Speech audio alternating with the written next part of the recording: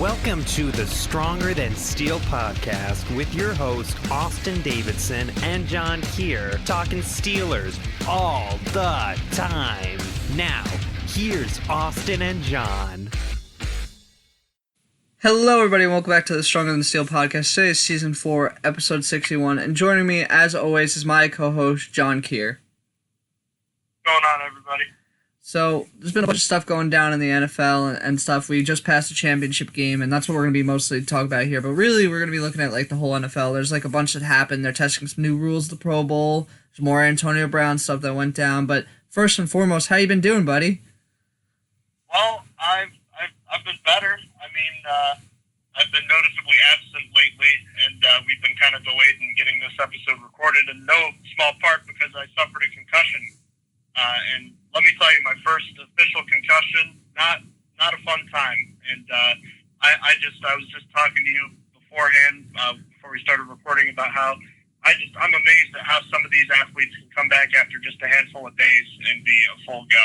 It really makes you appreciate the shape that they're in. And of course, not every concussion is the same, but yeah, it definitely was not a fun experience, and I'm much happier to be feeling better and on the up and up here. The concussion I suffered was the day before the championship games, so I don't remember really a ton about what happened during the games, but I do remember bits and pieces, and from what I understand, I think we have two, maybe if you want to exclude the Baltimore Ravens, besides them, you might have the two best teams in the league, and I think that typically for the Super Bowl, that's really what you want. Yeah, if your team's not playing in it, you just want the best Super Bowl, so I think we're getting a pretty good one. I mean, the Ravens and Patriots aren't in it in the AFC. I mean, the Cowboys were never even in the playoffs on the other side. I think this is a pretty good Super Bowl. Yeah, I definitely agree with you, and I think you're getting two of the more talented teams in the league, and I kind of went into this thinking that there were four teams that I thought had a legitimate chance to make it to and win the Super Bowl, and the Chiefs and 49ers were two of them. Did you want to start with championship weekend, or did you want to kind of jump around? Is there somewhere you wanted to start in particular on this lovely Saturday? Nah, we could talk about the championship weekend first. Okay, then. Well, the first game, of course, was the AFC championship game between the Titans and the Chiefs. And, the game started out, if you're thinking about where the Chiefs were, it started off in a similar fashion to their previous game against the Texans. They got in a hole quickly. I think it was 10-0 and then 17-7. But the Chiefs did a much better job than the Ravens or the Patriots did of shutting down Derrick Henry. And, it was just a matter of time. You could only keep Patrick Mahomes under wraps for so long. And the Chiefs were able to come out and exploded with 35 points. And the Titans, once you got ahead of them, it was kind of the same thing with the Ravens the week before. You know that they really can't play. They're not a team built to play from behind. And, that was just quite simply the case. They weren't able to stop Patrick Mahomes, and they weren't able to get anything going once they fell behind.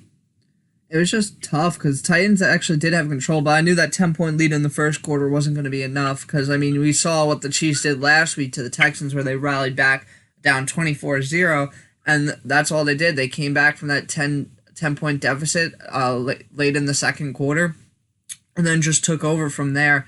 I wasn't surprised, though. I thought that the Chiefs were the better team coming into this. I was just thinking that the Titans were going to be hot, but they did what no other team could do, and they limited Derrick Henry. Derrick Henry still had a great day, but it wasn't a 180-yard, 3-touchdown day where he throws the touchdown pass like where he did against the Ravens and the Patriots. So they did the best job at it, and they forced Tannehill to throw, which, again, I said when I was talking about this that forcing Tannehill to throw is not a great thing. People forgot that at the end of the season, Tannehill was performing at a very high level, and people just forgot about that because he threw a 70 and 80-yard game in the playoffs. But regardless, he did well. He didn't make mistakes, I felt. Actually, did he fumble once? No, he didn't. He didn't fumble once. But overall, it was just Patrick Mahomes outplayed him, and that, oh my God. Do you remember the Patrick Mahomes rushing touchdown? Yeah, I only saw it one time. I actually remember seeing it live. I don't remember a replay of it. What I remember, though, was that I felt like it was a good run, but I felt like it was being hailed as an all-time great run run by a quarterback, and that was not my initial impression. But again, I only saw it like the one time. Oh, I wasn't thinking it was a great run. I was thinking that the defense just couldn't tackle anything. I was thinking that the defense really let the Titans down, especially in that point, because it wasn't even like going against Patrick Mahomes is hard. There's no doubt. He puts up points on you. The whole team puts up points on you. But like when you're messing up tackling him like that, it was just so terrible. There was like 3 guys there and they couldn't take him down. I mean, obviously that's not the difference. The Chiefs, you take away that touchdown, they still win by 4 points. But regardless, I just thought that the defense in Tennessee failed them for this game for the most part. Because I thought the offense still did enough. 24 points is a pretty solid amount against the defense that's been playing well over the past few weeks. Yeah, the Titans defense, I remember they're ranked like overall like the 20s as far as like overall defense, maybe like in the low teens, I guess high teens technically. But this was a defense that I thought was performing a little in over its head over the past couple of weeks. I mean, the Patriots offense wasn't that great, but they did do a good job against the Ravens. But I think at the end of the day, this wasn't an elite defense, and I think that kind of caught up with them, especially when you're playing probably the best offense in football. Yeah, it really did. It's not easy to keep up with Patrick Mahomes again, so it's not like the worst thing in the world to get 35 points put up on you by him, but they couldn't shut down Sammy Watkins. He had that long 60-yard catch in this game and had a total of 114, and then Tyreek Hill caught 2 touchdowns. Just they couldn't really stop anything. I thought the corners were really struggling, Logan Ryan and Tremaine Brock specifically, but yeah, and then also their defensive line wasn't as good as the Chiefs' defensive line. I felt like the Chiefs' defensive line was getting a good push, and Tennessee's wasn't really getting Mahomes under pressure as much, I felt like, and that reflected in the stats as well. They only got 4 tackles for a loss in the game and 2 sacks, and meanwhile, the Chiefs got 3 sacks and 6 tackles for a loss in the game, so I felt like overall it made sense that Kansas City pulled through. They were the overall better team on defense, and that was just enough, and then their offense was better. Looking back at the rest of the AFC playoffs, kind of what's your thoughts on, I guess, all the teams that didn't make it, or kind of how everything played out? I still think that Baltimore losing, the way that they lost was the most surprising. Tennessee definitely had the most surprising run. Yeah, I still appreciate what Tennessee did. I wanted Tennessee to win for what they did. I was rooting for them all the way. But I'm not upset that the Chiefs made it. I think that the Chiefs are a deserving team. But, I mean, I'll probably forget about it in 3 years, but I don't want to forget about what the Titans did in this playoffs where they went in, beat the Patriots, and then destroyed the Ravens. They destroyed 2 of the Steelers' biggest rivals in back-to-back weeks in the playoffs. So, I mean, it's just they're a fantastic team thinking about the AFC playoffs. Absolutely. And then on the other side, we got the San Francisco 49ers handing probably another beatdown, probably not as severe as the one that they had earlier in the season, but still a good beatdown of the Green Bay Packers. They led that one, I think it was 27-0 at halftime. The Packers made it close not close, but they made it closer, but the Niners just pulled away. Correct me if I'm wrong, but I think, hasn't Jimmy Garoppolo thrown something like less than 30 passes in both of these games? I think combined. Yeah, I think he threw 21 last week. No, 19 last week, and he only attempted 8 throws in this game. So that would put him under 30 in the 2 games combined. So, yeah. Real quickly, what do you think about that? Because there's a lot of people criticizing him. I think that that's kind of nonsense because his team won both games, and the game situation dictates that you don't need to throw the ball, so why throw it? I mean, he's been in high-scoring games. I just think it's something that for people to talk about in the 2 weeks leading up to the game. Yeah, no, you have to go how the game is going. You have to go with what's hot. I mean, why are you going to force Jimmy Garoppolo to throw when you're up 27-0? Like, you should run out the clock. I mean, the Falcons might say, don't do that. That doesn't work. Please stop. But, normal teams, when you're finishing with a stat line of 29 carries for 220 yards and 4 touchdowns, you're going to rush with that running back. You're going to keep doing that. Yeah, maybe Garoppolo could have probably completed more than 6 passes in the game and attempted more than 8, but you didn't need to.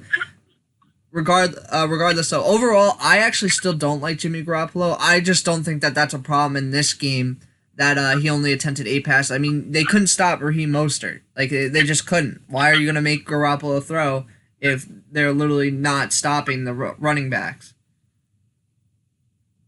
Yeah, exactly. And, that's the one way you can lose that game is if you throw the ball and then he turns the ball over or something. And I'm not a big Jimmy Garoppolo fan either. At least I wasn't. I mean, I'm becoming a bigger fan of his, week by week with the way that he's played. But I think that this is just kind of a baseless thing. I mean, if you want to talk about differences, I feel like Titans running the ball more was almost more so to protect Ryan Tannehill than it is the Niners running to protect Jimmy Garoppolo. Yeah, I agree. I think that this is more of just how the game went rather than protecting Jimmy Garoppolo. I think you're right. But the Niners, they came in, they bullied the Packers again for the second game this season. Their defense got pressure on Aaron Rodgers, and they just really didn't have any offense to show for it. And the Packers, they won the way that they've won most of their games the previous week, but they faced just truly a better team this week, and I think it was somewhat predictable. But here we are again. The Packers, Aaron Rodgers, just his 4th NFC Championship game, and now 1-3 in those games. Yeah, I like what you said coming into the playoffs, that they were the least convincing 13-3 team that you've seen, and I like they just really looked dead in the water in this game. I mean, when you're down 27-0, and I believe they went down 34-0 early on in the third. I might be wrong about that because it could have been 34-7. I know they got a touchdown in the seventh quarter, in the third quarter, but regardless, it's just they're not a convincing looking team, and I don't know. I just wasn't a fan. I didn't think they would make it far. People had said that there was conspiracy theories that they were going to force Green Bay to win for the 100-year thing, so you have the first Super Bowl all over again with the Chiefs and Packers. But just they didn't look like a good team, and this score is way closer than what this game felt like. San Francisco was in control the entire time until maybe like a brief scare at the end where it's like, oh wow, like Green Bay has a chance, but then San Francisco kicked a field goal, and then it was just out of reach. But in the fourth quarter. But yeah, just I thought the Packers were like the least convincing 13-3 team I've ever seen. So now looking back at the rest of the NFC playoffs, you've got probably I don't know what the most surprising run was. I mean, no team really made a deep run. I mean, the Niners were the only team to win multiple playoff games in that set. I mean, you had the Titans in the AFC, the only team to make it to the championship weekend from the wild card round. As far as NFC goes, I think there was some interest. I think the games were probably, I don't know, maybe closer, I guess. I felt like there were more close games. I felt like it was a good playoff run or playoff setup between both conferences. I'm not sure which side I liked more. I think probably the NFC in terms of entertaining games. The most surprising game, I think, still has to be the Saints and Vikings. I was just going to say that. It's like the Saints losing to the Vikings was such a surprise. But I mean, because I was really looking forward to hopefully seeing another San Francisco Saints game. But like the Saints just really, they just let it go. Like I don't know what happened. They choked. They choked really, really bad. Because they should have been the way better team in that game. But I mean, it is what it is. I mean, I'm still happy with how it turned out. Yeah, I think overall this was a pretty good playoff year. I mean, it's tough to remember playoffs from year to year, but even though there were a few blowouts like the Niners and Packers this week and last week the Niners and Vikings, I still think this was a relatively good playoff. It had its exciting moments. The Bills-Texans game was pretty exciting. The Chiefs-Texans game was one of the weirdest games I've ever seen. You had the Patriots getting dethroned. That's all on just the AFC side, mind you. And then on the NFC side, you had that aforementioned Saints game with the Vikings, and you've got the Packers and Seahawks. That was a pretty interesting game. I think it was a pretty good overall, a pretty good and exciting playoff, and still one more game to go. Yeah, for one that the Steelers weren't in, this was a good one. I think that Chiefs-Texans playoff game is going to be talked about for quite a while. Because I mean, what other game are you? How often are you going to see a team blow a 24-point lead when they're shutting out a team in the first quarter, and they blow that lead by the second quarter? Like that's incredible. That's never going to happen ever again, probably. then they lose by like 20. Yeah, that's a game like that is probably never going to happen ever again. The Chiefs had, what was it, like an NFL record 7 straight touchdown drives, and some of those were based off of turnovers. But it was also so impressive because the Chiefs almost ate, if I remember. I think they had a field goal on the 8th, but they outscored the Texans after that 24-0 margin, 51-7. Yeah, and that's crazy. It's absolutely nuts what the Chiefs did in that game. I remember thinking, because I picked the Chiefs to cover a 10-point spread, and I remember thinking after the first quarter, well, now I'm just going to root for the Texans because I just want to see them get the upset. And then after that had happened, I go into the fourth quarter thinking they're going to cover this easily, and it's wild. I don't know. I can't think of anything in recent memory like that, but I still hate Bill O'Brien. I think he's maybe the most overrated coach in the league, but I'm still happy that the Texans have employed him because I think that continues to be to their detriment. And he doesn't seem intent on bringing in a general manager, which seems idiotic to me. Oh, it's hilarious. It's hilarious to watch when you're not a Texans fan. I'm sure Texans fans are upset, but I mean, from our perspective, this is great. This is funny. Indeed. So now turning our attention to Super Bowl 54, we've kind of already mentioned it, 2 of the top 5 teams in the league going at it. What are your initial thoughts? I mean, we'll have plenty of time to talk about this game later this week, or next week, I guess. It's going to be very good, and for the first time in a while, I'm actually pretty conflicted on who I wanted to root for. Like, I think the Chiefs are easier. I just, like, it's tough to, like, I still don't want to root for Tyreek Hill and his team. I know it's kind of unfair because there's 52 other players, but, like... No, but he's a convicted woman beater. Exactly. It's hard to root for that. And he broke his kid's arm, but like, I also don't want... I don't like Jimmy Garoppolo very much, and I don't want the 49ers to also tie the Steelers and Patriots for most Super Bowl wins. So it's a little bit tough. I don't know, do you root for the AFC team because they're also in the same conference? I don't really know. I think I'm just rooting for a good game here. I feel like I'm what's his name? Rob Lowe, right? Did you see the picture of him at the Pro Bowl? No, I did not. I have not paid any attention to the Pro Bowl. No, I'm sorry. It wasn't the Pro Bowl. He was at the NFC Championship game. He was wearing just a plain NFL hat, and he got memed on. So that's going to be me. I'm going to be Rob Lowe. Oh, yeah. I do remember that, yeah. Yes. So that's going to be me, because I don't really know who to root for in this game. I still really haven't decided who I even think is going to win. I think the 49ers are going to win, actually. Just a quick thought. I think the 49ers are going to win because defense wins championships. And that's what I'm going to go with. Well, for years, I've always rooted against the team, typically. I mean, my rooting interest in Super Bowls usually has to do with where they are in relation to where the Steelers are. So the fact that the Niners can tie the Steelers makes them a clear team to root against, in my opinion. And it's unfortunate, though, because I like a lot of players on their team. George Kittle is one of my favorite players in the league. I'm not a big Jimmy Garoppolo guy, but he has grown on me this season. And then on the other side, it could be easy to look at the Niners, but want to root against them. But here's the other thing to think about. I know that this is this year and this is this game, but how many more times do you think Patrick Mahomes could be back in the Super Bowl? How many championships do you think he might win? The longer he doesn't have one, the longer it goes on with him having a legacy that is as great or greater than the Steelers quarterbacks, which is something I would that's just one way I'm looking at it. Yeah, I think that's fair. I mean, because Patrick Mahomes is probably going to get back here a couple more times in his career if he keeps playing at the level he's playing at.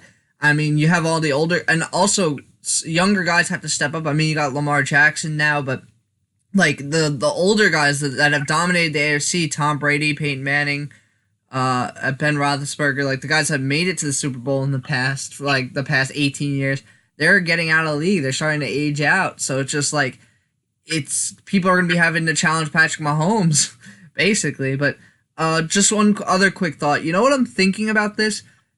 I have a weird feeling about Super Bowl 48 in this game. Like, you remember how great the Broncos offense was coming into that game and how bad the best in league history, and then they put up 8 points. They put up 8 points and lost 48-8. And that's like what I got a weird feeling about that again. I don't know how you keep the Chiefs down to 8 points or something like that. But like the historic offense that the Broncos was, the Seahawks were able to contain that. I'm pretty sure the Seahawks defense is better than the 49ers. But still, I have a weird feeling that we might get like a really bad game like that. It's funny that you mentioned that because I too have been conflicted on who I thought was going to win this game. My initial impression was Chiefs, but as I thought about it more, even though they have the better quarterback, as I thought about it more, I thought more about that game. And defense typically wins championships. The Niners' defense is one of the best in the league, but they're more of a great modern defense. And I guess that's kind of the case whenever a defense at the time is great. Like the Seahawks defense of 2013 was different than the defense of the 2002 Tampa Bay Buccaneers, who also were the number one defense and beat the number one ranked offense of the Oakland Raiders in Super Bowl 37. But history has typically said that the best defense will typically beat the best offense. We saw that. We've seen that time and time again. And that Super Bowl, that wasn't just the number one offense in the league. That was the best offense in league history. Not by a super wide margin, but by a wide enough margin that was kind of incredible. Peyton Manning broke a ton of records that year. And, all of a sudden things snowballed. The Seahawks didn't put up a ton of offensive numbers, but the Broncos just, it was just impending doom the entire game from that first play on. And, I'm sure people thought the same thing about that Broncos team, that, there's no way they can be held to 10 points or less. But it happened, which means it can happen to this team. I'm not saying it will, but as time has gone on, I've kind of thought the Niners are more favorable of a team to pick. But I'm still back and forth on this one, and there's still, a week and a day to go. Yeah, man. It's going to be good. I'm definitely looking forward to it. I think I'm hoping it'll be a good game, but I do have that thought in the back of my mind that it could be problematic. Mm. So what, I was going to say, I know you had mentioned Garoppolo with the championship game, but this is Pro Bowl week after all, and I haven't been paying attention really to it at all, partially because of the concussion, also because I just don't really care that much. But there is still some interesting stuff going on. Did you want to highlight everything that's been going on? Sure. So the Pro Bowl hasn't actually happened yet. I believe it's tomorrow. That's how much I care about it. I think I don't even know. But the AFC did win the Pro Bowl Skills Showdown, which I enjoy, actually. I enjoyed the Skills Showdown a lot more than the actual Pro Bowl. NFC won the Precision Passing Challenge, and it just made me laugh because you had one non-quarterback from each side play, and Jarvis Landry put up more points than Lamar Jackson did. So that made me laugh. But then AFC won the Gridiron Gauntlet, which is just like an obstacle course, essentially, where there's a bunch of like challenges and stuff. Von Miller was really the reason why the AFC won that. Or Shaq Barrett is the reason why the NFC lost, probably better, because there was a fumble challenge. You had to pick up 4 fumble balls, and Shaq Barrett really struggled with that, and Von Miller really like excelled and got them like 10 extra seconds. But Cam Hayward and Minkah Fitzpatrick put in work in that. Cam Hayward pushed he pushed heavy. What are they called? They're just called punching bags. I don't know why I forgot the name for punching bags. He pushed heavy punching bags for like 20 yards, and then Minkah Fitzpatrick has hops. He had to jump over some walls and stuff and go under some short like military like things. But AFC won that. Then AFC won Best Hands with Watson Jackson throwing to Jarvis Landry and Mark Andrews. NFC won a new challenge called Thread the Needle, where it was DBs against quarterbacks. Quarterbacks had to try and get points through completing through small holes while DBs defended. NFC was able to win that with Russell Wilson and Kirk Cousins. And then AFC wrapped it up by winning Dodgeball. Cam Hayward dominated in the first game, and Jarvis Landry had 3 catches to rally his team in game 2. So overall, the AFC won the Pro Bowl Skills Showdown. But other news about the Pro Bowl is that they're going to be testing 2 new rules in the game. Instead of an onside kick after scoring, a team can elect to take the ball at their own 25-yard line and try to convert a 4th and 15. if they get that, they can continue the drive. If they don't, the other team takes over at the dead ball spot. So obviously, they're the Steelers. The NFL is trying to test new things for to get rid of the onside kick because it's just not been fun and not working. They're trying to see what like the XFL did, the AAF did, stuff like that. And then there's a smaller one that really most people probably don't care about much. They changed the false start penalty so that a flexed or eligible receiver in a 2-point stance will not be called for a false start for flinching or picking up 1 foot as long as the other is partially on the ground and he resets for 1 second prior to the snap. So those are 2 new rules being tested at the Pro Bowl. Yeah, I'm a little confused about that second rule. I don't really like it right now, but I also would like to see it in action before I fully judge it. Yeah, I was a little bit struggling to understand that as well. I do like the first rule, though. I do like the idea of getting rid of the onside kick and giving a team just a small chance on a 4th and 15. I like that. Well, see, that's because we've already seen that it's better, and it shouldn't have taken this long for it to happen. The NFL should have done that last year. Oh, yeah, I hope they implement it. I mean, they're only testing it right now, but hopefully they implement it. Yeah, I mean, it's far superior, just quite clearly. But football traditionalists won't like either. Like I said, I already love the first one, and the second one I'm not crazy about, but I need to see in action first before I fully judge it. Yeah, that's fair. Let's see. There's a whole bunch going on right now. Where do you want to start? I don't know. Wherever you want to start. Well, why don't we start with a guy who never ceases to amaze, and that is, of course, Antonio Brown. Is it fair to say that he's finally hit rock bottom? Yeah. I think so. I mean, getting arrested is pretty much as low as you could get. So, in the time that we've talked, a lot has transpired with him. The first thing that happened was that live-streamed Instagram video, which I'm sure you remember, a dispute between him and his ex-girlfriend and the Florida police in the area. So he was, like, screaming at them. He accused her of trying to steal his Bentley. And mind you, his young children were at the scene and were caught on video as well. Brown was berating the police and his actually threw, quote-unquote, penis-shaped gummy candies at the officers. That was a really ugly scene. That was kind of hard to watch, to be honest with you. And at that time, I think it was quite clear that something was wrong, and it's only a matter of time before things continue to get worse. And they have, but that particular incident in general was kind of disturbing to me. Yeah, no, that was weird, and he live streamed it like he was right in the situation, which was even weirder. Like, he really doesn't know how to read a room. Like, he doesn't understand that when he doesn't ever think he's wrong. He's very narcissistic, and he's recording like this stuff like, oh yeah, people are gonna agree with me. People are gonna think that I'm the victim here, and like meanwhile, like everyone's like saying like, no, you're just, for lack of a better word, you're a dickhead. Like, it's just. It's amazing how like blind he is to see what he is the problem here, and that he is doing all these bad things. And it's so bad. Shout out to the police in that situation. They didn't say anything back. They left without causing a problem. They did everything right, which is honestly not very common. But regardless, like they don't want to be associated with him anymore. They returned him a check that Antonio Brown gave him for their youth program because they don't want him to be involved. They don't want him anywhere around the youth anymore and stuff because he's a bad influence. Like, he's doing terribly.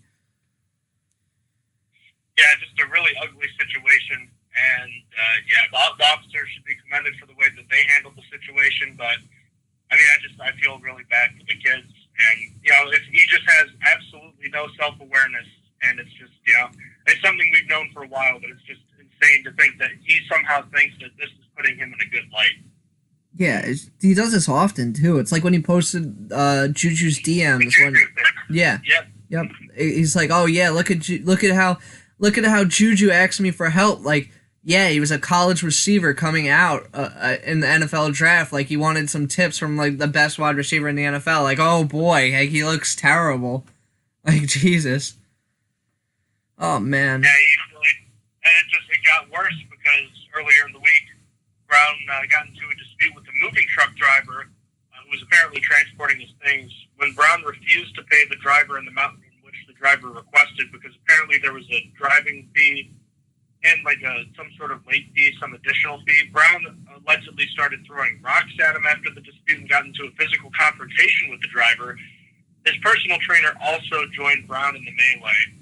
Police were eventually contacted, and a warrant for Brown's arrest was issued. He got holed up in his house for a couple days, and he eventually turned himself in. He was charged with, I believe, felony burglary with battery, burglary of an unoccupied conveyance, and criminal mischief. And so he spent Thursday night in jail and then was given a $100,000 bond for those three charges. He posted yesterday and was released. But his release does come with the condition that he be monitored by GPS. He released his passport and guns. He must go through drug and alcohol testing. I think he has to stay off of social media. I don't know if that's entirely true. I thought I saw that somewhere. And I know for sure that he must get a mental health evaluation, which I know that we all are quite aware that that's well overdue. Yeah, so as much as it's got to be confidential, but I'm hoping that if he's allowed back on social media, that he posted himself. I'm really, really curious to see how that mental health evaluation goes down. But I mean, we probably won't see it because it's supposed to not be put out there. But regardless, like, it was just crazy, man. Like, it was this whole scenario. If you bet on Antonio Brown, Vegas had odds for 2020 of if Antonio Brown would be arrested. If anyone bet on that, they won a lot of money very early on because the odds surprisingly were not in that favor. But regardless, it's just crazy, man, that it just keeps getting worse for him. Like, I don't understand. Even his his agent stepped away from him. What's his name? Rosenthal? Rosenhaus. Yeah, I thought so. He said that until he gets help, he's not going to be his agent for now. He's going to step away and he'll help him with anything. And then Antonio Brown went and like complained about him on Twitter, saying he was a problem. Like, it just, I don't understand, man. It's just, I hope for better things for this man. And I think staying away from social media, if that is true, is great for him. I think that he's got an addiction to that. It feeds into his narcissism. And I think that overall he just needs all this. He needs something. Like, there's got to be a wake-up call eventually. Like, on the path he's on, he's just gotten worse. This is a 1 year span. I saw a picture, like, 1 year, like, it was only last week, and it's like 390 days ago, Antonio Brown caught a touchdown against the Saints in the Steelers uniform. Like, this happened very quick. The degradation of Antonio Brown has happened in a very short span, and who knows how much worse it's going to get. What? I was going to say, at least this part of it. I mean, he's been degrading for a while, but it's just this last year, it's just like it's dropped off a cliff. Yeah, he's been degrading for a while now. You make a point. I guess I should say that he's degrading exponentially now. Like, he's been degrading for a while, but this year was just above everything else with how much he's acted, because it's just happened so quickly. And you don't know when it's going to stop. People joked around that he's going to get arrested in 2020, and he did. He beat someone up and apparently tried stealing their car or something and got charged for criminal mischief. When does it stop? Like, when is Antonio Brown going to stop? When it's murder? Like, I feel like that's not off the table at this point. And that's, like, obviously, like, a little bit of an exaggeration, but, like, he hasn't shown that he's stopping. He's gotten worse and worse. So he needs this. He needs this for his own sake. He needs this for his own sake and everyone else's sake. I don't really think it's exaggerating that much. You really can't get much worse than this beyond something like a murder or hurting yourself or hurting others. And I mean, he was in the courtroom wearing that anti-suicide smock. I don't know if you saw that. I did see that. I don't think they were thinking he was going to do it or anything. But you think about a man who is, spiraling out just like this with all this self-destructive behavior. It just really makes you think. But yeah, I mean, I think we all thought that he would hit a rock bottom at some point, and maybe this isn't rock bottom. I hope it is for him so that he can, improve from this. But I don't know if I thought it was going to be this bad necessarily. But then again, I don't really know. I don't know. It still could get worse too. It really could. It really, really could. We gotta, for most people's sake, we gotta hope this is rock bottom for him, his kids, people around him. just need to hope that this is the worst of it. This is the end. Indeed, but I guess as the world turns, so hopefully he will be out of the news for the foreseeable future. Yes, sir, I hope. And in that light, hopefully we see a little more news, and we will be over the coming week. In fact, a week from today, the Pro Football Hall of Fame will announce its modern-day inductees for the Pro Football Hall of Fame class of 2020. Last week, last Wednesday, the Pro Football Hall of Fame announced its centennial class, which included 10 players, 2 coaches, and 3 contributors. And we'll run through the list in a little bit, but obviously we already know about Coach Bill Cowher and Coach Jimmy Johnson. They both made it. And former Steelers safety Donnie Shell also made the Hall of Fame as well. So I see a lot of people boo-hooing this centennial class because it's a lot of guys getting in. I don't understand why people have to boo-hoo this idea so much. It's once every 100, the first time it's ever happened, and a lot of these guys should be in anyways. Yeah, I was a fan of it. I thought it was good to get the backup because personally to me, I feel like it's hard. The NFL is changing, so it makes it hard to vote some of these older guys in when you're like, look at how the game has changed. Like, older passers are never going to make it in, like, if it isn't for this. It's just how it is because the stats are ridiculous for newer quarterbacks and stuff. Like, the game has changed, so I thought it was better to allow these senior inductees to get in and stuff, so I was a fan of it. I don't know why you would boo-hoo it. These guys are still deserving. It's not like, oh, they give them a free pass and they let them in. It's just, these guys should have been in. And you could still make an argument that some of the other guys, like Drew Pearson, who didn't get in, should still be in anyway.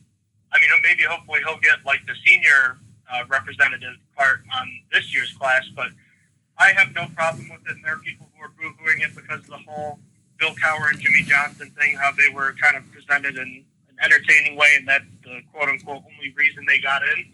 So what? I mean, I think they were both deserving anyways. I'm kind of shocked that either or neither of them had been in before. But, I mean, I don't have a problem with them doing it the way that they did. In fact, I love the way that they did it. And I understand that you're worried about it becoming too much of an entertainment factor, but at the end of the day, isn't that what football is all about? It's about entertaining people, yeah. And I think both, at least both the way that they introduced both of those guys, Jimmy Johnson and Bill Cowher, with what's that guy's name? The big guy. What's his name? Who? Oh, I'm forgetting his name. The guy from the Pro Football Hall of Fame who told both Cowher and Johnson they were going to be in this class. You know who I'm talking about. I know who you're talking about. I don't know his name though. That dude is a larger-than-life human. I mean, my goodness, he's 6'9", and he's got a lot of charisma. Yeah, man. Yeah, dude. I like that guy, but obviously, you look at Bill Cowher's coaching career, with the Pittsburgh Steelers, a lot of playoff appearances, a lot of winning seasons, just 3 losing seasons with his, I believe, 15 or 16 years with the team, 2 Super Bowl appearances, 1 win. I believe he's one of the few coaches with, I think, 7 division titles or something like that. I didn't think he was ever going to get in, but I thought he was deserving, and I think it's very interesting to note, not only the Pittsburgh connection with him growing up in Crafton, near Pittsburgh, and beyond that, I think it's also interesting to point at him, and then now you can start to compare Mike Tomlin to Bill Cowher, as they've often been compared over the last few years. The next 2 years for Tomlin are going to be huge as far as his comparison to Cowher goes. If he has 2 really good seasons here with Ben, he could very well be going to the Hall of Fame in his future as well.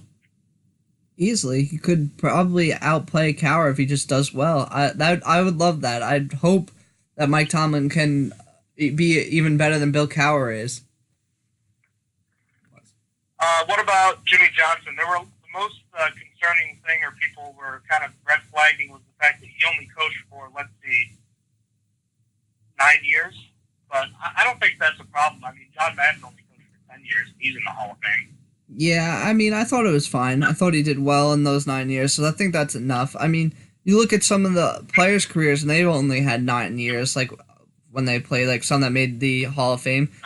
one of the senior guys that made it, Jim Covert, he only played from 1983 to 1990. That's only 7 years, or 8, I guess, technically, because I think he played 1990. But regardless, I think that's fine. If you're great in over an 8 or 9 year span, you're still great. It doesn't change anything because it wasn't lengthy. We're gonna have an interesting discussion here too with the over the next coming years with guys like Patrick Willis, Luke Kuechly, who retired. Who else am I thinking about here? Megatron, possibly. Megatron, Calvin Johnson, Rob Gronkowski. All those guys played less than 10 years in the league, and they're all Hall of Fame worthy guys. Terrell Davis is kind of the benchmark. He played 7 years and got in. Yeah, it took a while though for Terrell Davis to get in. It took a while. So that'll be something to watch going forward. But anyways, Cowler and Johnson were the 2 coaches. The 3 contributors were George Young, who was the NFL's Executive of the Year 5 times with the Giants. Steve Sable, who unfortunately passed away due to cancer earlier in the past decade. Him and his dad were basically the founders and the creators of NFL films and everything that they've done today, so he was huge in that aspect.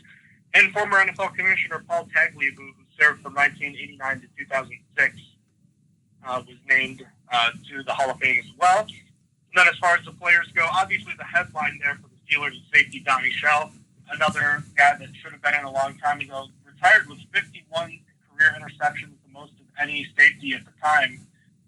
And I believe he was, five-time Pro Bowler, 3-time All-Pro, 4-time Super Bowl champion, and it now means that there were 5 members of the Steelers' 1974 draft class, Shell was undrafted, that have now made the Pro Football Hall of Fame, increasing the lore of what was the greatest draft class in NFL history. Yeah, there's never going to be something like that, ever again. And it's just, that was an incredible draft class. The Steelers scouts did amazing. All the players that they got were incredible to make that defense what it was. And that's never going to happen again. And Shell definitely deserved to get in. It was a shame that with 51 career interceptions, it was this hard to get in. I felt like he should have made it. I think looking at all the players, it wasn't too surprising that he would make it, and it was well deserved. But now, to kind of look back, I think that'll probably be the last of the 70s players. You could probably make an argument for L.C. Greenwood, but I think if anyone else from that era makes it in, it'll be the scout Bill Nunn, who probably should be in as well, because Nunn found all of these players.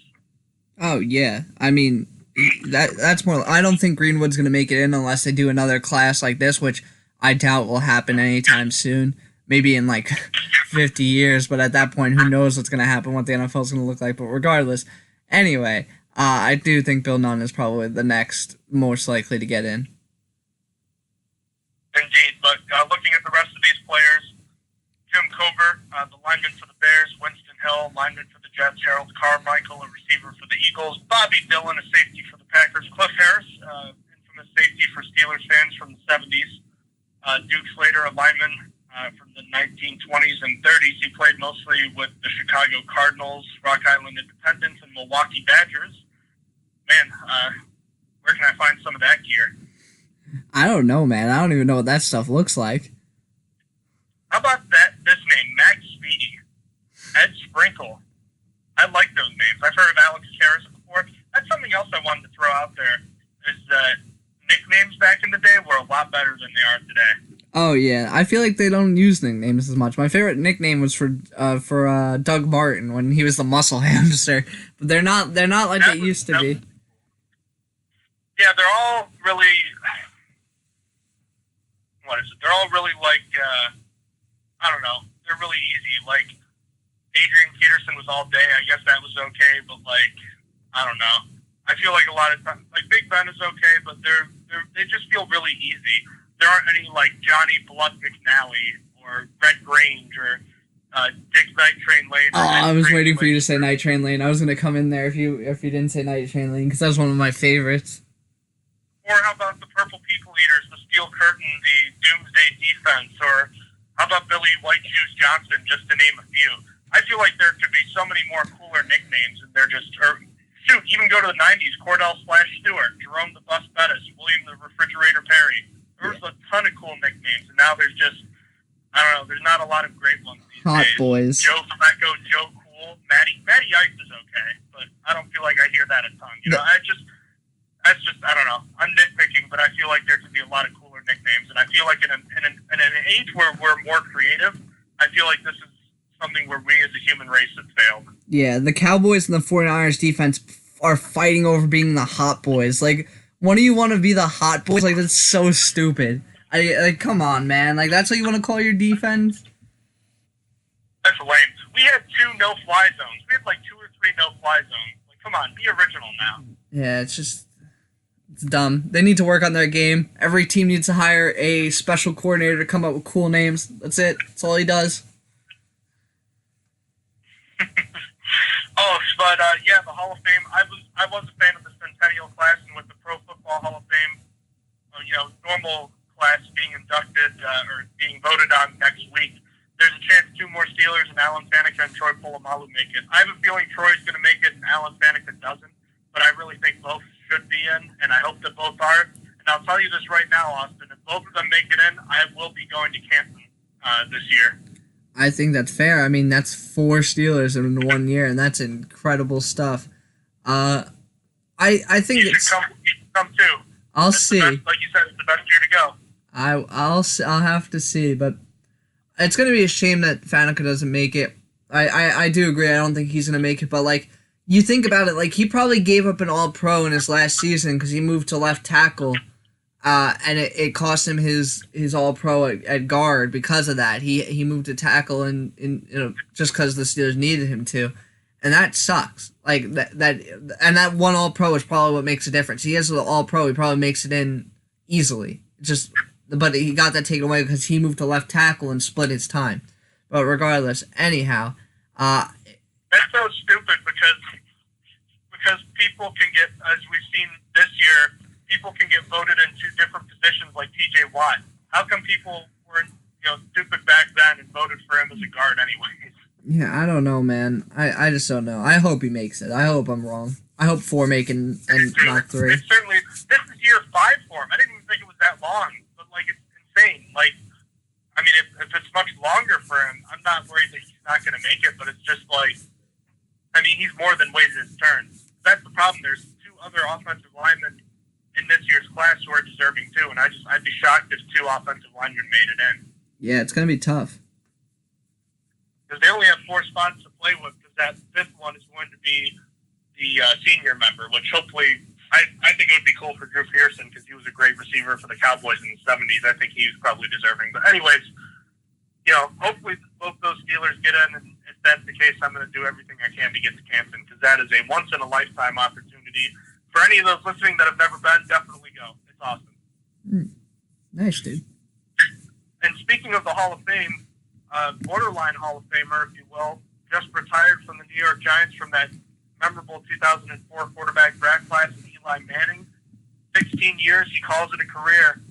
117 and 117 with a ton of interceptions, 12 all-time in interceptions. But 2 of the biggest wins in Super Bowl history, 2 Super Bowl MVPs, memorable moments and plays, one of the best throws in NFL history to Mario Manningham on the sideline.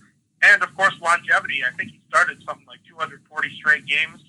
Is Eli Manning a Hall of Famer? It's tough. The interceptions are bad. The 2 Super Bowls, I think, is what gets him in. I think that even though he was kind of carried through those Super Bowls a little bit, I think that he makes it because he won two Super Bowls. I think that's what pushes him in. That also, and he's, I believe, what is he, 7th all-time in passing at 57,000 yards? Yeah. He's top 10 in passing yards and touchdowns. Yeah, so I think that that's going to be enough to get him in. I don't know if he's exactly deserving, especially because the end of his career was kind of rough, like especially the last couple of years. But I think he's going to get in. I do. I definitely don't think he's first ballot, but I think he'll get in. Based on what the Hall of Fame is like these days, I think he's definitely deserving. And I think that it's very interesting because quarterback, what other position gets valued for Super Bowl championships? Like a punter who wins Bowls is probably not going to get in over a punter who was statistically better but didn't win any Super Bowls. You know what I mean? Yeah, no, I think that's fair. It's just quarterback's like the only one that you consider when talking about Super Bowls. But it is somewhat understandable because they had the biggest impact on the game. I think it's a very interesting discussion. I try to think about what Manning would be without those Super Bowls, and I think the numbers are great enough to have him put on the table like we discussed. I don't know if he'd ever get in, but I think about the context of those Super Bowl championships, and yeah, maybe he didn't carry the team per se, but I think it's all about winning games, winning in the biggest moments, and making the biggest plays in the biggest situations. And he did that not once but twice. And one time it was against what was probably the best team, at least thought to be the best team in NFL history at that point. So I think he is a Hall of Famer, and I'm all about that because I love the greatness of the 2004 draft class. I personally hope all three of those quarterbacks get it. Actually, all four, because Matt Schaub should be a Hall of Fame. I'm just kidding. That's ridiculous. Oh, you no. know, I was trying to see, because now it's all about this, carrying the torch of the 2004 draft class. Matt Schaub is still alive and kicking, man. He's still a backup in Atlanta. I checked before the podcast to see if he retired. As of right now, he's still planning on playing. So, hey, there's three of those guys left, and it looks like Ben Roethlisberger hopefully could be the last one standing. The Rivers' future is in doubt, but I have a feeling he'll be playing somewhere. Schaub could probably play as a backup, but I have a feeling Ben could outlast all three of those guys, or all two of them. It's definitely a possibility. One down, two to go. I could see Schaub retiring at after this year or something. I don't know. I feel like he hasn't really done much with Atlanta. He might be doing good. I haven't heard about him. Regardless, yeah. I mean, Phillip Rivers he struggled really hard this year, so he might be on his way out as well. We'll have to see. Yeah, really, all of their careers are technically in doubt because Rivers had one of a career worst year. Schaub is a backup who's 38, and Roethlisberger's coming off of major elbow surgery. So I mean, it's certainly the future is in doubt for those guys, and it's kind of sad. But what's not sad is making tons of money, which is something that Eli and Peyton Manning both did. They're the two highest earning players in NFL history, with Eli making just I think it's $4 million more than his brother over the course of his career. Oh my goodness! If they're ever feeling bad about the fact that they didn't win more Super Bowls or that they didn't do this or do that, they've got plenty of money to make themselves feel better. Yeah, I mean they still got Super Bowls. Plenty of good quarterbacks have finished without winning a Super Bowl. It happens. Yeah, so no shame indeed. What else here? Oh, just a couple of notes. Kareem Hunt, the Browns running back, was pulled over by police on Tuesday. They found marijuana in the car, but he did insist that it was his brother's, so he was only cited for speeding. I thought at first when I saw the headline that it was a marijuana arrest or something, but since it seems to be his brother's, I don't think he's going to get cut or anything. But a guy who has been an offender before, it's something that you keep your eye on. Yeah, he's just walking a fine line. I mean, every time a guy that's already been arrested gets arrested again or something happens, it's always going to be put under scrutiny. So he's walking a very fine line. Luckily, only cited for speeding. So again, I think you're right. I don't think he's going to get in trouble. I don't think he's going to be cut for that. What else is going on? Anything that we're missing here? I don't believe so. Oh, actually, yeah. So the Patriots cornerback Joejuan Williams has been arrested on drug charges. He was a corner I looked at pre-draft this past season. Makes the second Patriot arrested for drug charges in the past year, with Patrick Chung being the other. So that was just something small to look at. And then just some injury updates on some key players. There's a few big-name players that had some off-season injuries. That includes Julian Edelman, who got shoulder surgery, who also got arrested this past off-season, and OBJ, who got surgery on a core muscle injury. Both are expected to be ready by training camp, but it's always important to mention them because a lot of the times you'll always have one or two guys that are they were supposed to be ready for the season and then they're just not there. Take, for example, AJ Green. That injury happened in the preseason or in training camp, rather. But still, it's just there's sometimes that players aren't going to be ready when they are expected to be. So one of those guys who had off-season surgery was David DeCastro, right? Yes, he did too. He pulled out of the Pro Bowl so he could get ankle surgery. He's not expected to miss extended time in the off-season program either. well, that's good to see then. I guess a couple of Steelers notes moving on from the DeCastro stuff is that Minka Fitzpatrick said he'll be moving around more in the Steelers defense next season. He cited that his lack of production in the second half of this season had more to do with the fact that opposing quarterbacks weren't targeting his area of the field. Statistics do back that up, by the way. He's hoping that moving around in the defense will make him a little more impactful going forward. He was, if you remember, reportedly upset that he was moving all over the field in Miami.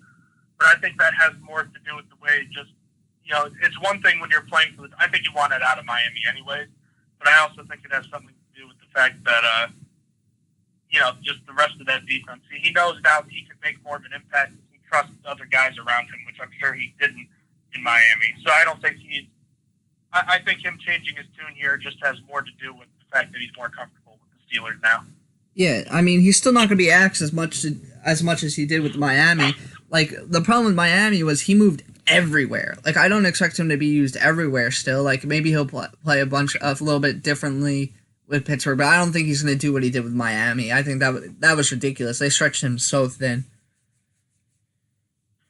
Indeed. So hopefully we'll have that to look forward to next year. And David Tepper, the Carolina Panthers owner, former minority owner of the Steelers, brought over Samir Suleiman, I believe is how you say it, to be the director of player negotiations, salary cap management. He was the football administration coordinator in Pittsburgh.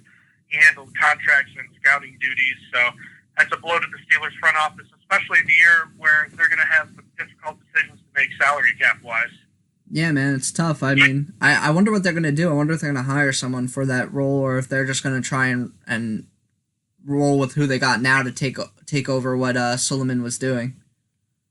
I'm sure they'll promote from within or they'll hire someone. I'm sure they'll do something because you don't like losing people like that, especially this time of the year. So, that being said, let's take a quick look ahead to the offseason. We'll get into that more after the Super Bowl. But with that being the case, it's never too early to start looking at positions of need and whatnot. And we can talk about kind of where the Steelers are heading into the offseason. So I think it's quite clear that the defense is in a pretty good spot, but the offense is not. Let's quickly run over Steelers. There were a couple things I wanted to talk about first. I'm sorry, I forgot about this. Pro Football Focus, I don't know if you saw this. They ranked the Steelers' 2015 draft class 5 years later, 26 out of 32 teams. If you remember that draft class, it includes Bud Dupree, Senquez Golston, Sammy Coates, Duran Grant, Jesse James, L.T. Walton, Anthony Chickalo, and Gerard Holloman. I guess looking back at it, it really hasn't been that too much of an impactful class. Dupree had a great year this year, but he's been largely quiet. Elsewhere, besides Jesse James, there really hasn't been a ton going on for this class. Yeah, no. PFF also isn't a fan of Bud Dupree either. He didn't have a high-ranked season this season in PFF's eyes, so to them it's this. Honestly, I'm surprised that they didn't rank this even lower because I knew that. I know they don't even like Bud Dupree all too much. Yeah, so Dupree, a guy who I wouldn't say was a bust, but wasn't exactly good going into this year. He does have the one good year. I guess you can hang your hat on that. He was I think you could call him, if you could call him a hit, miss, or kind of a meh pick, what would you call him right now? I think he's okay. I think that he needs to be franchise tagged, so that should be telling. That's a lot of money to give a guy a franchise tag or an extension like that. So at this point, it seems like it's okay. It took a while to develop, and it might have been a 1 year fluke. We'll have to see. But regardless, I think it was a good pick overall. I'll give it a meh rating. If he's able to repeat last year's performance for another year or two, I'll give it a hit. But for now, it's just a meh to me. Senquez Golston is an obvious miss, and it's a shame because we never got to see what he could do. He never even played. I don't even think he played. He never played in a preseason game. I think his number of padded practices in his career was less than 5. Yeah, the dude just couldn't stay healthy at all. It was one of the worst picks the Steelers had ever made, and it wasn't really his fault. It was just the injuries just stacked up, and he wasn't able to get it together. Third-round pick Sammy Coates had a nice 5-game stretch in his sophomore season, then broke his finger, and he's never been the same. He was traded the next year for he had a Johnny Holton second half of the 2016 season. I'm sure we both remember that. And then he was traded for a 7th round pick and has bounced around between teams, and I think might be out of the league right now. He's in the So XFL. What's up? He's in the XFL. Oh, he is in the XFL. That's right. With So Houston. hopefully he does well there, but his NFL career is basically a 5-game stretch plus a decent playoff game. Yeah, that's really it. Stoneham Sammy, oh, we miss you, buddy. Not really, but kind of. Dorian Grant, he was, I think, the only 4th-round pick Mike Tomlin and the Steelers have ever cut during Mike Tomlin's tenure out of training camp. So obviously a miss. Jesse James, the 5th-rounder, I'll call a hit. That dude is as consistent as he could be, and although he didn't last with the Steelers for a second contract, he was certainly deserving of one. He played like a 1A, 1B type of tight end. He's the ideal number 2, but he did everything you could have asked him to be. Yeah, I thought Jesse James was great in Pittsburgh, and I mean, I'm still hoping for a reunion after this season. I'm hoping the Lions cut him, save some money, and maybe he's a little bit of a cheaper option. So I think he was a hit. L.T. Walton and Anthony Chickalo, I'll both call meh. They both, have lasted past their rookie contracts, per se, and they're still with the team after this time, but neither has made a great impact. Chickalo has been a solid special teamer for a few years, but this is probably it for him, and Walton's just been kind of a spare part. Yeah, man, I think that they did okay. They did decently. There's times where Chickalo flashed on special teams, but neither of them really were great on defense. L.T. Walton was just kind of there, and same with Anthony Chickalo. He just kind of sits there. And then Gerard Holloman was another guy who was cut, so I'll give that a whiff as well, a miss. So, yeah, definitely not a great class. Bud Dupree has a chance to stay just a little bit, but everyone else is pretty much that signed and shipped, Yeah. Okay, now let's look ahead to all the Steelers free agents here. And the Steelers, as far as I know, they don't have a ton of cap space. I'm going to try to check the number real quick, see if I can find it, see if my internet is... Nope, not assisting me right now. So, I don't believe the Steelers have a ton here as far as cap space goes, but I'll run through stuff real quickly here. Exclusive rights free agents in Levon Hooks, Marcus Allen, and J.C. Hassenauer. I think Hassenauer and Allen could be back. I think Levon Hooks is gone. Sorry, say that one more time?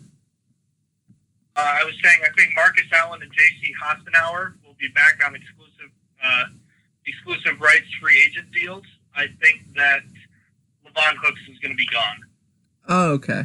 Yeah. Sorry, one So sec. go ahead. So the Steelers have $1 million in cap space, approximately. A little less than that. They have $978,000 in cap space right now. As of right now. Oh, now that factor. I guess that factors in the free agents. It must. I mean, right? Yeah, I'm on Spock Track, and it has all the all the dead money and stuff from guys they cut and stuff like that. They're counting Moncrief and stuff, so they only have $978,000 from their top 51.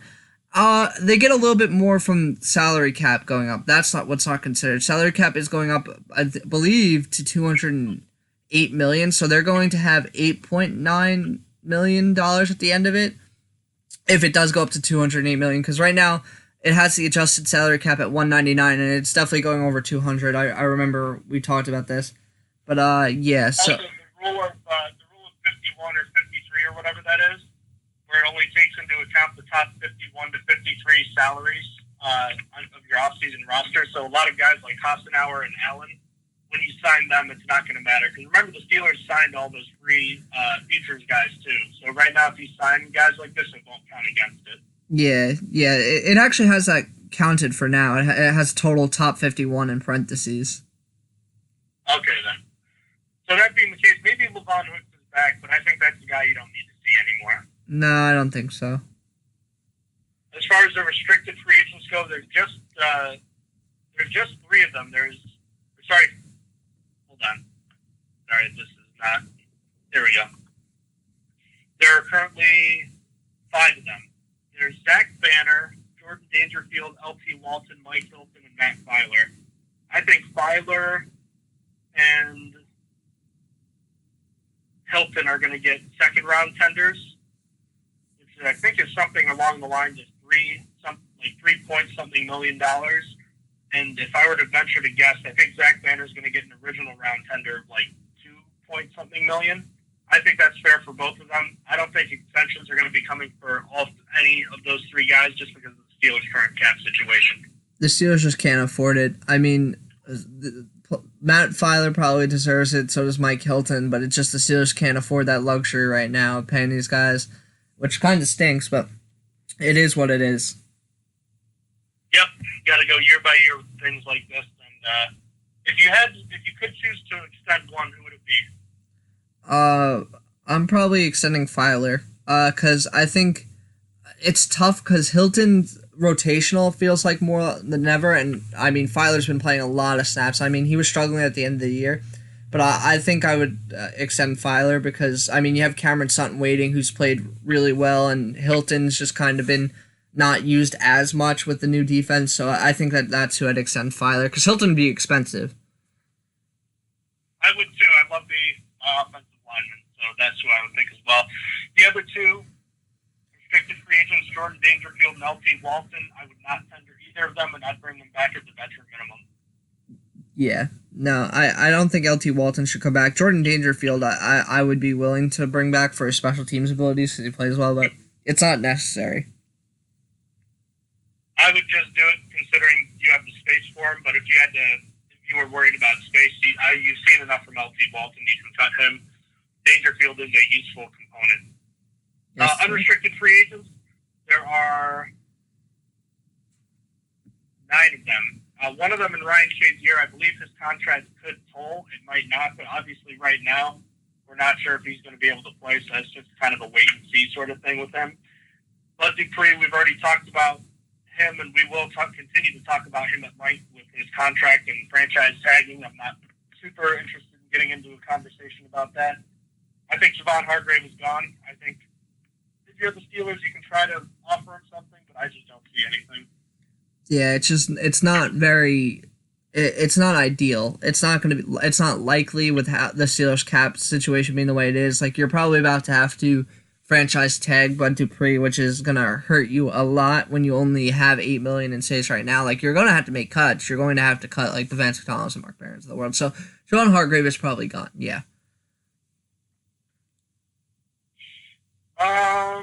Where else? Cameron Canaday. I'm going to be honest with you. I feel like Cameron Canaday could have been signed already. I mean, he can't be that expensive. Would you pay him like $1 million probably? That's not much more than the veteran minimum. Maybe like $1.25 million. I think that's fair. Yeah, I just sign him. I mean, I don't unless I want to draft another long snapper. Well, hey, if you're that worried about cap space this year, maybe this is the year to draft him. I guess so. I guess that's what you do. Maybe that's what they're planning on doing. Maybe they're gonna grab like a cheap one from the draft. I don't know, man. I'd be willing to pay a premium of like an extra $1 million for a good long snapper. And Canada's had problems before, but my goodness, you don't want a bad one like Colin Holba, apparently. They are pinching pennies out here in Pittsburgh. They're gonna have to this year. Yeah. It's going to be tight. Yes, sir. Artie Burns was gone 100%. Here's an interesting one, though. 2 interesting ones. Actually, 3. These are the last 3 or 4. There's 4 guys that I think are all interesting. Number 1 is Tyler Matakevich. You've got a guy in Robert Spillane who averaged more special teams tackles per game when he played. But Tyler Matakevich is one of the best special teamers, maybe the best special teamer in the league, I think. Losing him would hurt a ton, but again, it's very tight right now. I'd really love to try to keep Tyler Matakevich. I think he's a great guy to have, but I'm not sure if you're going to be able to do it. Yeah, I would like to keep Matakevich if it was possible. I don't know if it will be, but I like what he does on special teams, and I like that he has had meaningful defensive snaps, even if they weren't good meaningful defensive snaps. I just think that overall I think he's going to get a bigger contract than the Steelers could afford, with that being said, because, I mean, he is great at special teams, and he has played some defense in his career in meaningful games. So I just think that the Steelers aren't going to be able to retain him for his... It's not going to be super expensive, but it's not a luxury the Steelers could probably afford. Just don't let him go to the Patriots.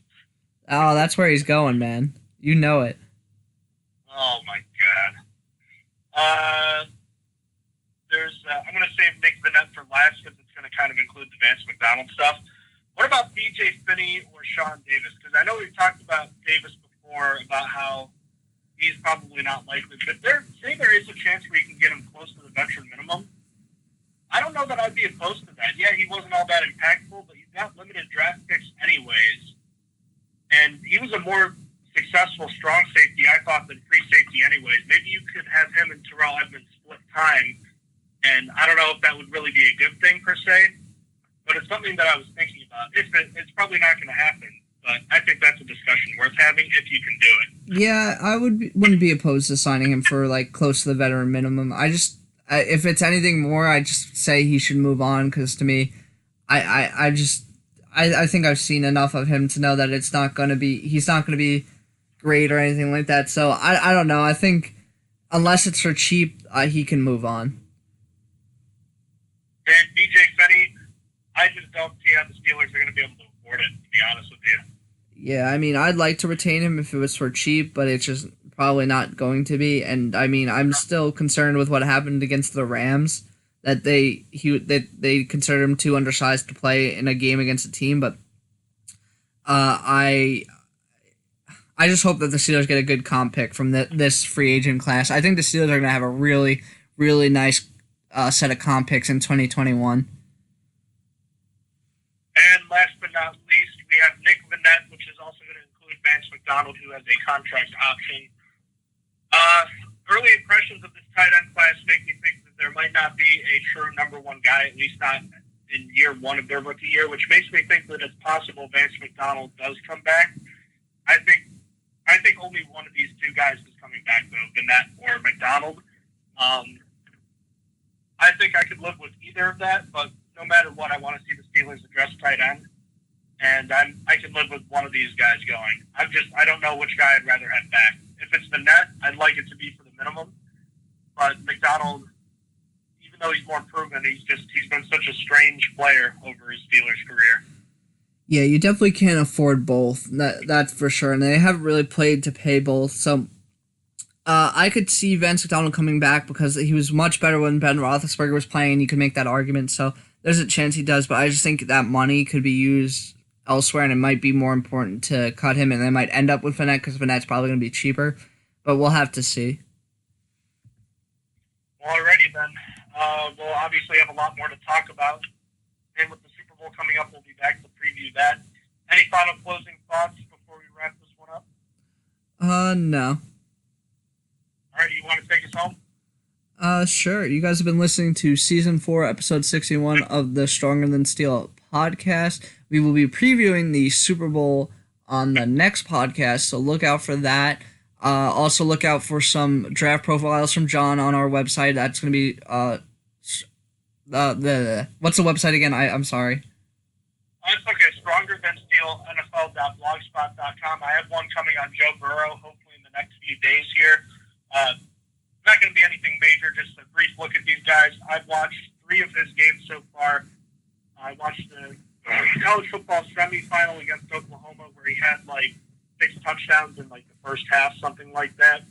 I watched his game against